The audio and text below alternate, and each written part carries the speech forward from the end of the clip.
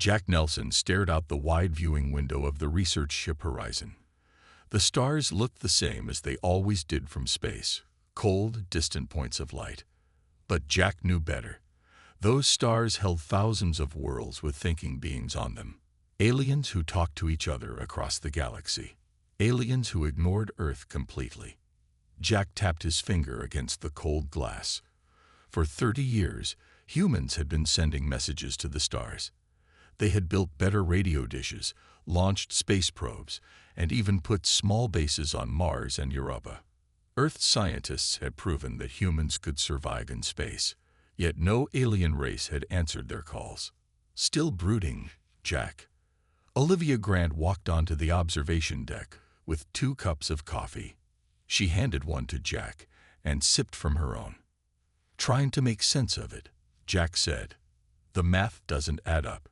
We know they're out there. Olivia nodded. She had the same questions. As the Horizon's lead communications expert, she had spent years studying the faint signals that occasionally leaked from alien communications. She could prove that at least 17 different alien ships were watching Earth right now, hiding in the distant Kuiper Belt. Got the new Arcturian star charts, she said, pulling up a holographic display from her wrist device. A 3D map of the galaxy appeared between them, with thousands of stars marked in different colors. Earth's sun was highlighted with a pulsing red circle and strange symbols. What's that marking? Jack asked, pointing to the symbols. Classification Omega, Olivia said quietly. It means do not approach, do not engage in their language. Jack frowned. They're warning each other to stay away from us. Why? We're not dangerous. Our ships can barely reach Mars without breaking down. Maybe they think we have diseases, or maybe they don't like our music. Olivia tried to joke, but her smile didn't reach her eyes. Jack turned back to the window. There has to be a reason. The Arcturians have visited over 200 planets with life on them. The Centauri Collective has trading posts on over 500 worlds. What makes Earth so special that they all agree to leave us alone? The ship's lights dimmed slightly as it adjusted course. The Horizon wasn't a fancy ship. Built by a group of countries working together, it was humanity's best attempt at a proper research vessel. It could reach the edge of the solar system in about 2 months. Painfully slow by alien standards, but faster than anything humans had built before. Maybe we should be grateful, Olivia said after a while. Look at what happened to the Proxima colony when they had first contact. Jack nodded grimly. Proxima Centauri was the closest star to Earth. Humans had built a small research base there 10 years ago. 6 months after arrival, they had been visited by a ship from the Regilian Empire. The aliens had been polite, exchanged some basic information, then left. 2 weeks later, 3 larger ships arrived and removed the human colony. They didn't hurt anyone, just packed up the humans and all their equipment, and sent them back to Earth. The message was clear: stay in your own solar system. We're missing something big, Jack muttered. Something that connects all these different alien races. The ship's computer chimed softly. Incoming transmission from Earth, it announced.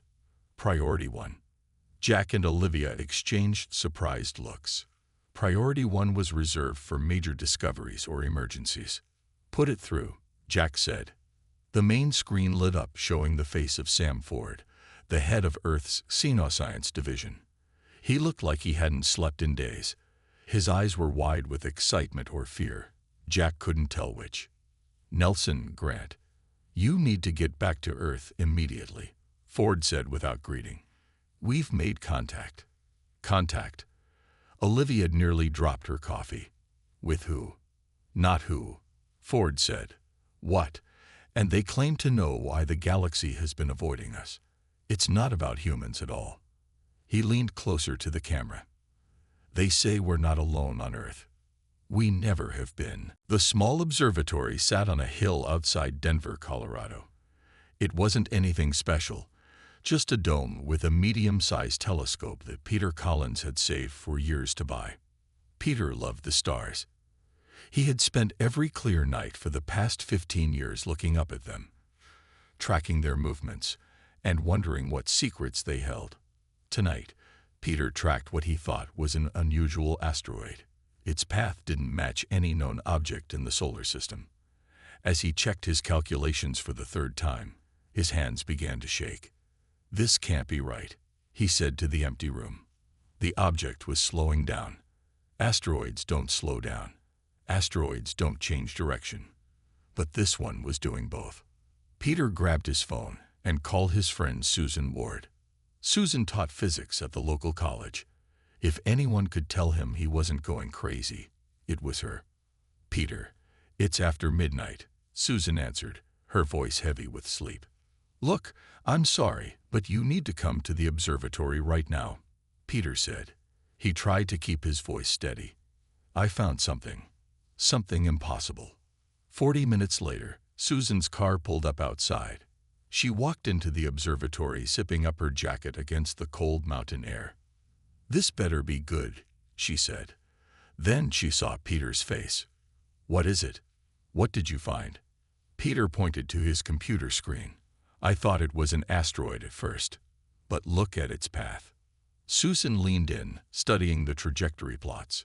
Her eyes widened. "It's decelerating and changing course." She looked up at Peter. "That's not natural." "Keep watching," Peter said. On the screen, the object suddenly dropped speed dramatically and curved toward Earth. Any natural object moving that way would burn up from the sudden change. This one didn't. "We should call someone," Susan said. "The government, NASA, someone." Peter shook his head. "By the time they get here, it might be gone. The object is heading this way, Susan. It's going to land less than a mile from here." Susan stared at him. "You can't be serious." "Look." Peter pointed through the open dome of the observatory. A bright light streaked across the sky, slowing as it approached. It moved behind the trees on the mountain ridge above them, and a soft thump echoed through the valley. "Did that just—" Susan couldn't finish her sentence. "Land?" Peter grabbed a flashlight and his backpack. "Yes, and I'm going to see what it is." "Peter, this is crazy. We have no idea what that thing is." "Exactly." Peter was already heading for the door. "That's why we need to see it." Susan followed him, against her better judgment. They hiked up the mountain path, guided by Peter's flashlight. After 20 minutes of climbing, they came to a small clearing. In the center sat a metallic object about the size of a small car. It was smooth, with no visible seams or openings, and it glowed faintly with a bluish light. "It's not military," Susan whispered. "No nation on Earth has technology like this." As they watched, a seam appeared in the seemingly solid hull. The seam widened, and a ramp extended to the ground. Light spilled out from inside. A figure appeared at the top of the ramp. It walked down slowly, moving with a grace that seemed strange. In the glow from the craft, Peter and Susan could see it wasn't human. It stood taller than any person, with limbs that were too long and too thin. Its skin shimmered with colors that shifted like oil on water. Its eyes were the most striking feature, large and filled with what looked like stars and galaxies. "I am Kelvar of the Meridani," the being said. Its mouth didn't move, but they heard the words clearly in their minds. "I have come against the direct orders of the Galactic Council and the sacred decree of the Xelarians." Susan found her voice first. "Why? What are the Xelarians?" "The Xelarians are the oldest known species in our galaxy," Kelvar said. "They achieved space travel 15 million years ago. They created the Galactic Council and made its laws. One of those laws is that no species may contact Earth." "Why?" Peter asked. "What's wrong with Earth?" Kelvar's strange eyes seemed to darken. "The Xelarians fear something on your planet. Not humans, something else. Something ancient that was here long before your kind evolved. I have come because my people believe you have the right to know the truth. You deserve to know what shares your world." Susan looked at Peter, her face pale in the strange light. "Shares our world? What does that mean?" "It means," Kelvar said, "that humans have never been alone on Earth. And the Accelarians have been hiding this truth for millions of years. Peter and Susan followed Kelvar into the ship. Inside, the walls glowed with soft blue light. There were no sharp edges anywhere. Everything curved smoothly from floor to ceiling. Strange symbols floated in the air, changing and moving as Kelvar passed them. "Please, sit," Kelvar said, gesturing to what looked like cushions that formed from the floor. When Peter and Susan sat down, the cushions molded perfectly to their bodies. "You said something else shares our planet," Peter said. "What do you mean?" Kelvar stood in the center of the room. His tall, thin body seemed to flow rather than move. "To explain, I must tell you about the Accelarians first. They are the oldest known species in our galaxy. They traveled between stars when your kind was still swinging in trees." Susan leaned forward. "How old are they exactly?" "They achieved space travel over 15 million years ago," Kelvar said. "They were the first to map the galaxy, the first to find other thinking beings. They created the rules that all space-traveling species now follow." "And one rule is to avoid Earth?" Peter asked. "Yes. In the official records, Earth is marked with a special symbol." Kelvar waved a long-fingered hand, and a strange mark appeared floating in the air. "It translates roughly to Cradle of the Forgotten." "Forgotten what?" Susan asked. "That is what many younger species like mine wish to know," Kelvar said. "The Accelarians will not say exactly, but in their oldest records, they speak of an early exploration mission to your solar system. They found something on Earth that terrified them deeply, something they had never seen before in all their explorations." Peter frowned. "But that's impossible. Humans are the only intelligent species to evolve on Earth. We've studied our planet's entire history." "Have you?" Kelvar asked. "Your kind has only been searching for a very short time. And you look for things that are like you, solid beings that leave bones and tools behind." Susan's eyes widened. "You're saying whatever the Accelarians found wasn't physical, like energy beings or something?" "I do not know," Kelvar admitted. "The full records are sealed by the highest authority.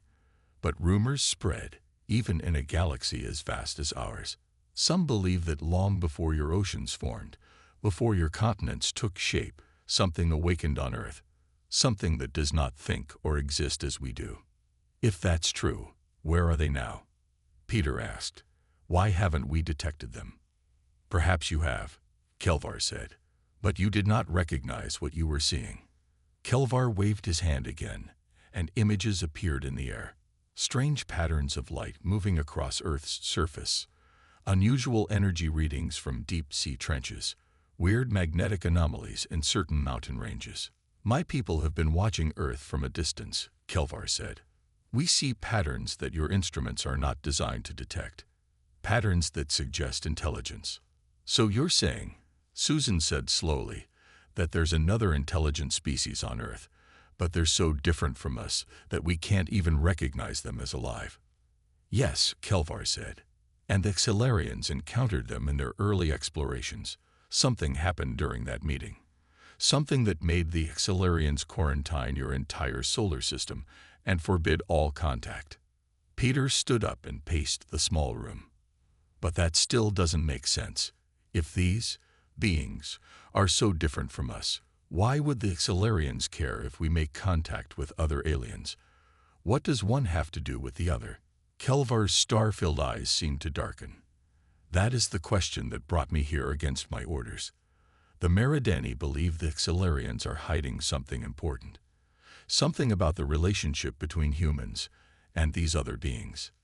"What do you mean?" Susan asked. "Some believe," Kelvar said quietly, "that humans were not a natural evolution on Earth.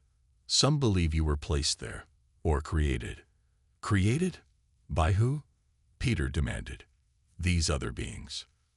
"Perhaps," Kelvar said, "or perhaps by the Accelarians themselves." Susan shook her head in disbelief. "Why would they create us and then avoid us?" "I do not know," Kelvar admitted, "but I believe you deserve the chance to find out. The Galactic Council will be angry that I have broken the quarantine, but I could not stand by while an entire species was kept ignorant of their true nature and the truth about their world. Peter and Susan looked at each other, their minds racing with questions. "What happens now?" Peter finally asked. "Now," Kelvar said, "we try to find these other beings. Together." News of the alien contact spread quickly. Within 24 hours, Peter and Susan were brought to the Horizon research vessel, where Jack Nelson and Olivia Grant were waiting. The ship had returned to Earth at top speed after Sam Ford's urgent message. The four of them, along with Kelvar, sat in the Horizon's main conference room. Sam Ford joined by video link from Earth Central Command. "So you're telling us," Jack said slowly, "that there's another intelligence on Earth, one that's been here since before humans evolved?" "That is what the Solarians believe," Kelvar replied. His tall form looked strange sitting in a human chair. "My people think this is why they placed the quarantine on your world." "But what exactly are these beings?" Olivia asked. "And how could we have missed them all this time?" Kelvar's star-filled eyes blinked. "Perhaps you have not missed them. Perhaps you see them every day, but do not recognize them as intelligent." Sam Ford leaned forward on the video screen. "We need to approach this scientifically. If there's another intelligence on Earth, it must be hiding somewhere, or it exists in a form we don't understand. Where would something like that hide?" Susan wondered aloud. "The deep ocean, underground caves.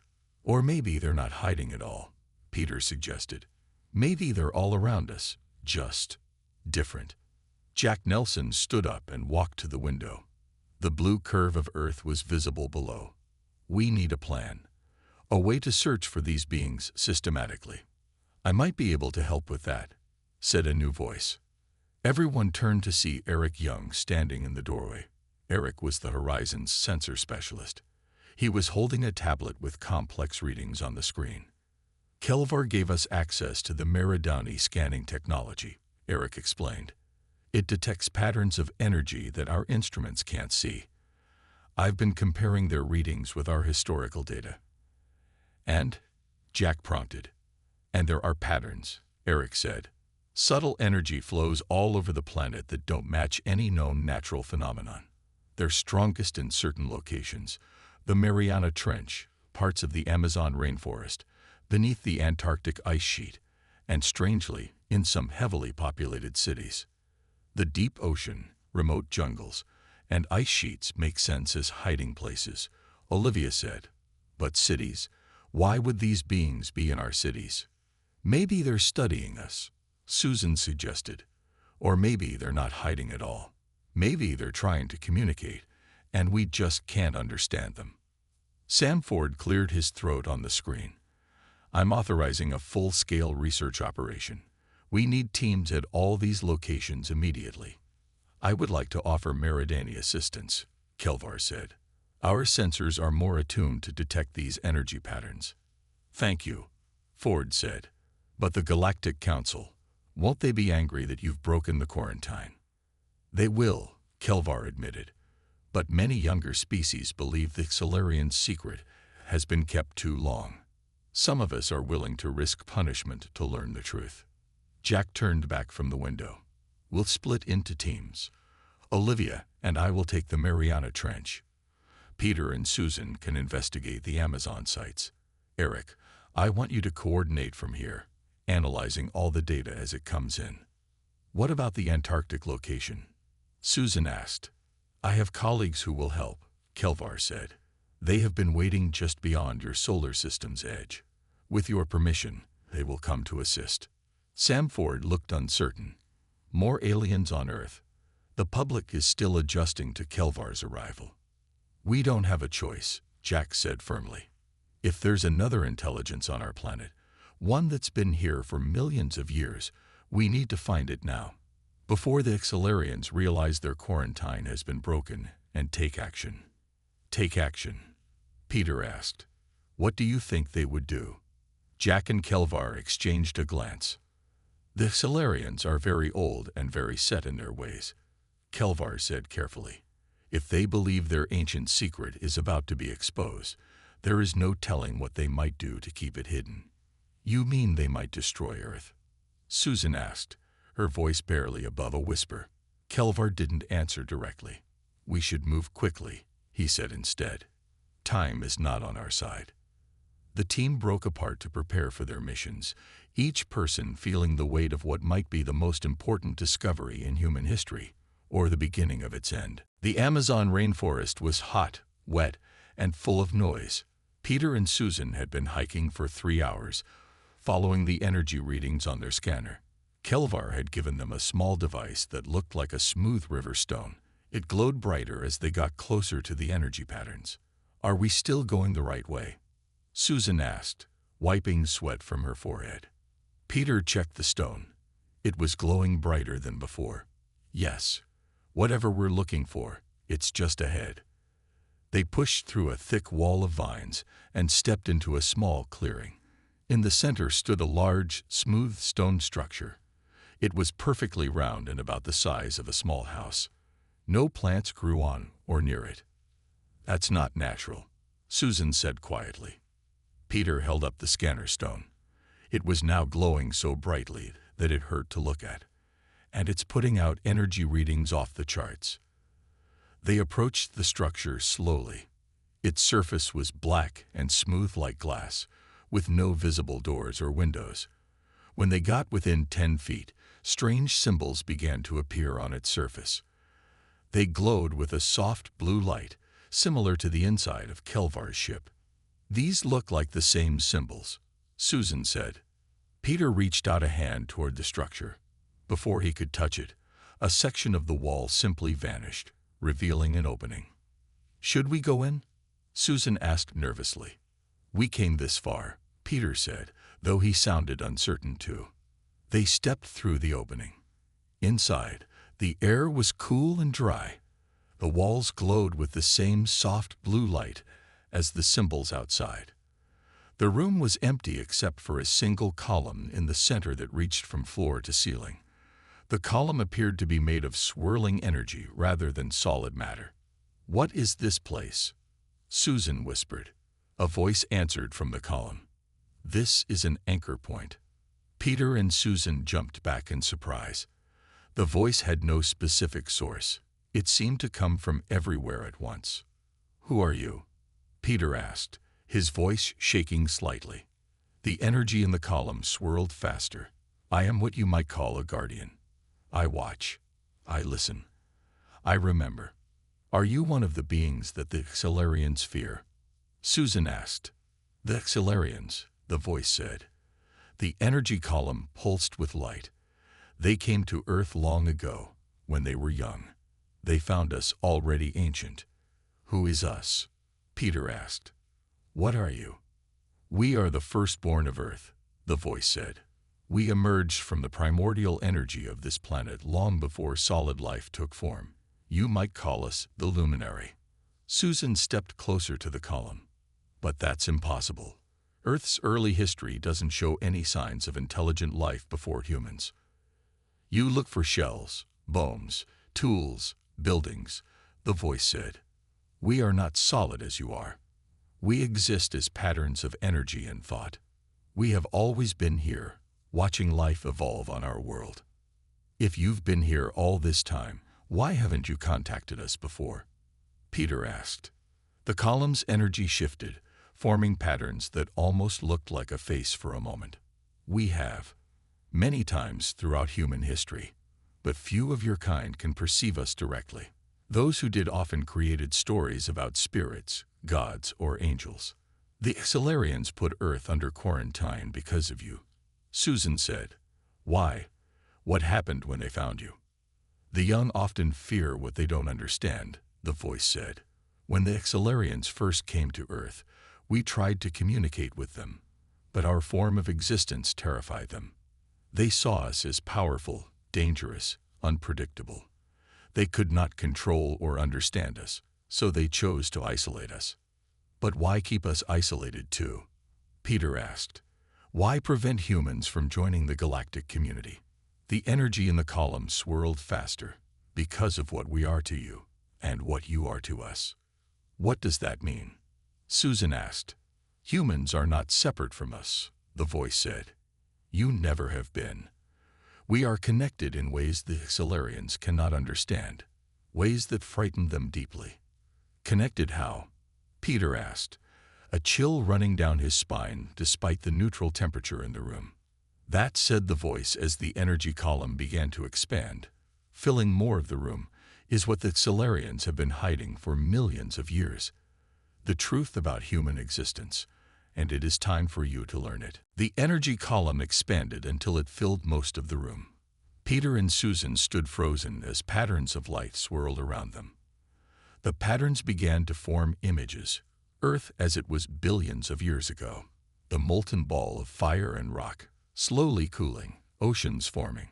"We awakened when Earth was young," the voice of the luminary said. "Before your oceans filled, before oxygen filled your air, we were the first awareness on this world." The images shifted, showing strange patterns of energy forming in the early oceans. The patterns grew more complex, began to move with purpose, began to think. "We are not like you," the luminary continued. "We have no solid form. We exist as patterns of energy that flow through matter. We can shape it when needed, but we do not require it." "Like ghosts?" Susan asked. "No, we are very real. Just different. We experience the world through energy fields, through light and magnetism, and forces you are only beginning to understand." The images changed again, showing Earth's history unfolding. The first simple life forms appearing in the oceans, plants spreading across the land, dinosaurs rising and falling. "We watched life evolve on our world," the luminary said. "We studied it. Sometimes we guided it, making small adjustments to help it survive when great disasters struck." "You helped life on Earth?" Peter asked. "Yes. This world is our home too. We wanted to see what forms life might take if given the chance to develop fully." The images shifted again, showing early humans appearing. They looked small and vulnerable compared to the other animals around them. "Then came your kind," the luminary said. "So fragile, but with such complex minds. We were fascinated by you." "Did you help humans evolve too?" Susan asked. "Not exactly," the luminary said. "But this is where our story connects with yours, and where the Xilarians became afraid." The images changed to show strange ships appearing in Earth's sky. Ships that looked different from Kelvar's, but were clearly built by an advanced civilization. "The Xilarians found Earth 15 million years ago," the luminary explained. "They were young then, just beginning to explore beyond their home world. When they arrived, they sensed our presence and tried to communicate." "What happened?" Peter asked. "We tried to show them who and what we were, but our form of communication overwhelmed their minds. They saw only powerful energy beings that could move through solid matter, that could reshape the physical world with thought alone. They feared us." The images showed the Xilarian ships quickly leaving Earth. "They returned later with more ships and more advanced sensors," the luminary continued. "They studied us from a distance. They watched how we interacted with Earth's life forms, and they became convinced we were a threat to all solid life in the galaxy." "But why?" Susan asked. "What did they think you would do?" "They feared we would spread, that we would leave Earth and move through the galaxy, perhaps changing other life forms as we had guided life here. They did not understand that we are bound to Earth. This world is part of us, and we are part of it. Bound to Earth." "How?" Peter asked. The energy swirled faster, and the images changed again. Now they showed something that looked like DNA, the double helix structure that contained the genetic code of all life on Earth. But this DNA was strange. It had extra parts, extra connections that normal DNA didn't have. "All life on Earth shares a connection to us," the luminary said. "A small part of our energy pattern exists within the genetic code of every living thing on this planet. It is strongest in the most complex organisms, like humans." Susan gasped. "Are you saying that humans have part of you inside us? In our DNA?" "Yes," the luminary said simply. This is what the Xilarians discovered. This is what terrified them. Every human carries a piece of our awareness within them. You are not just solid beings. You are also energy beings, though most of you never realize it. Is that why they quarantined Earth? Peter asked. To keep us contained. Yes. They feared what might happen if beings like you, solid creatures with complex technology, but also carrying our energy patterns, spread throughout the galaxy. They feared you might evolve into something like us, but with physical form, something they could not control. Peter and Susan looked at each other, trying to process this revelation. So, what are we exactly? Susan finally asked. You are human, the luminary said, but you are also something more, and it is time for you to begin understanding what that means. While Peter and Susan learned the truth from the luminary in the Amazon, Jack and Olivia made their own discovery in the Mariana Trench. Their small submarine had reached the bottom of the ocean, the deepest point on Earth. The water pressure outside would crush a human body instantly. The energy readings are off the charts, Olivia said, looking at her scanner. The small stone that Kelvar had given them glowed brightly in the dark submarine. Look there, Jack pointed through the front window. Ahead of them, at the bottom of the trench, sat a structure similar to the one Peter and Susan had found.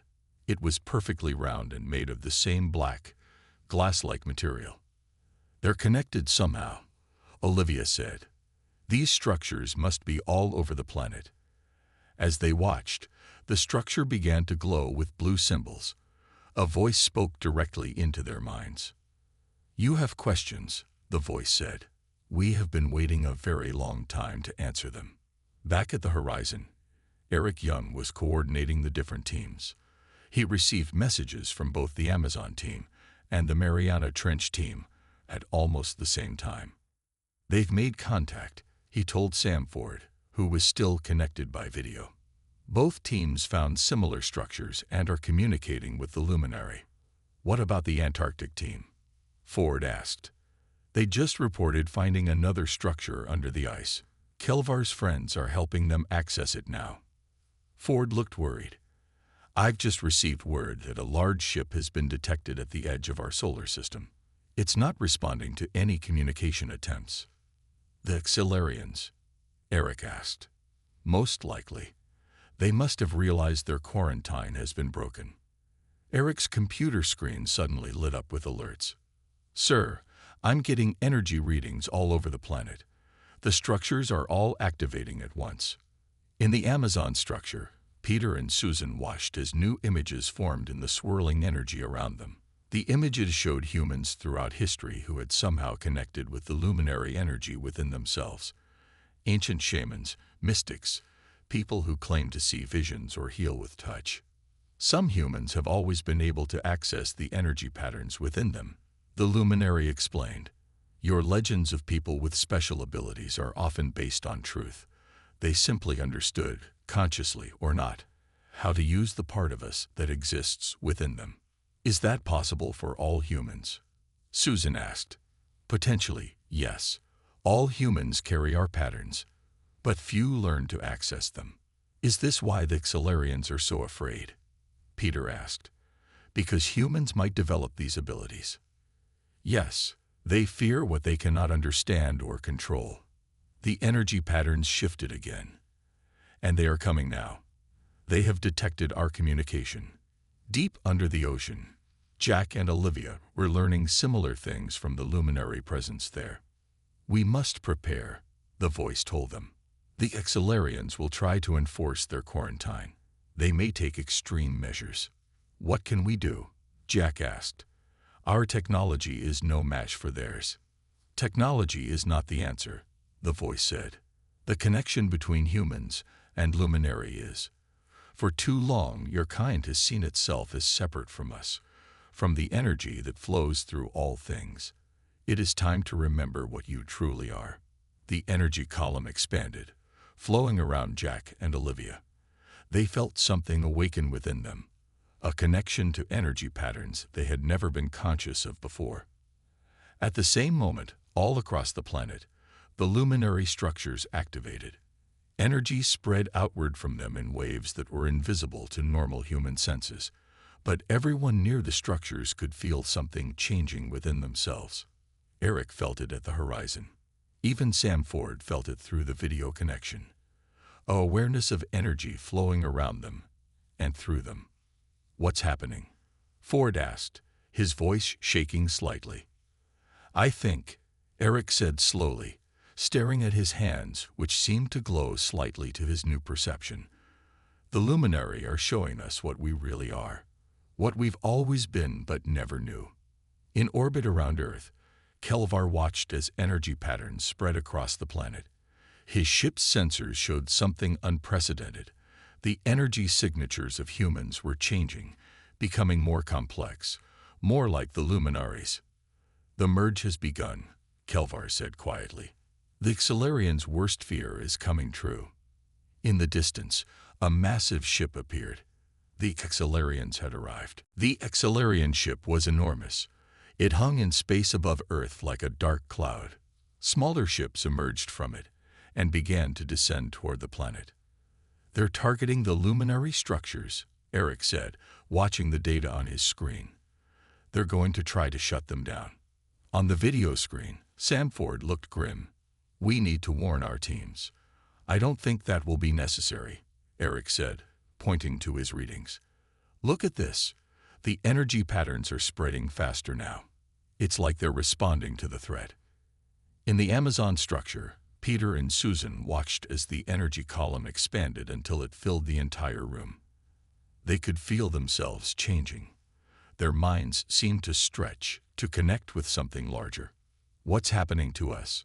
Susan asked, looking at her hands, which now glowed with faint blue light. "You are remembering," the luminary voice said.